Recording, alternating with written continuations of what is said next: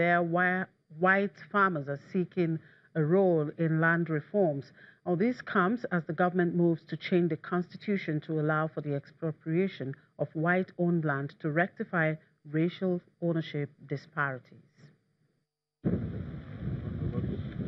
Over 10 years ago, Sabi Tuke and 15 other investors achieved the dream that few black South Africans get to experience, owning farmland.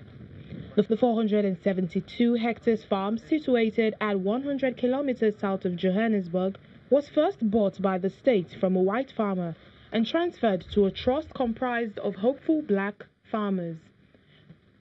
Suke and her co-trustees were unable to develop the land due to lack of funding and training. This farm does not benefit us. The government has never helped us. As you can see how this farm is, we were never trained and we know nothing about farming. Since the end of apartheid in 1994, the ruling African National Congress has followed a willing seller, willing buyer model, under which the government buys white-owned farms for redistribution to blacks.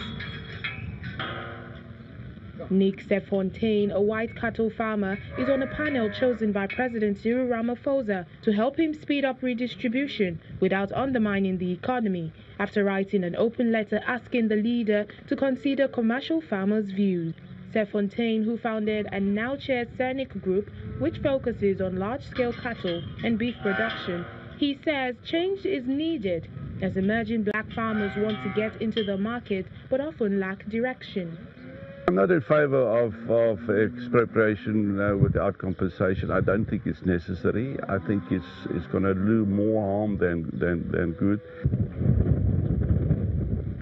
Sefontaine has been acting as a financial go-between since 2016 to help blacks access loans they need to develop land.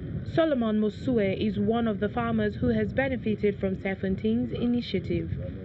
Mosue has been leasing 640 hectares of farmland from the government since 2011 and has grown his cattle herd from 36 to 160 with the help of loans via Sefontaine. I like that to be mentored by Nick Sefontaine because he knows what he's doing. And since he mentored me, I can see progress. I can see where am I going. For an emerging farmer to start, say for instance he gets the land for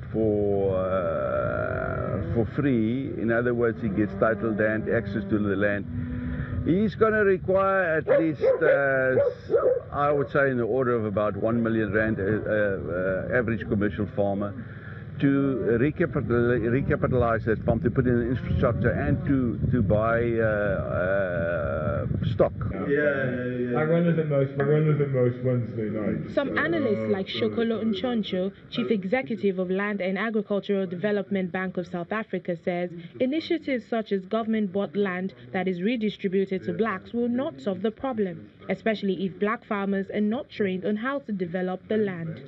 The beneficiaries of the projects have not, in our own assessment, been provided with adequate technical support measures. And if I may say this, that even the most well-established farmers in South Africa still take advice, operational technical advice on an ongoing basis. Some observers have questioned the overall focus of land reform, noting the mounting need for housing among swelling urban populations. And with that, we draw the curtain on today's edition of the program and, of course, for the week. Thank you very much for being part of it. I'm Chimezi Obi Iwagu.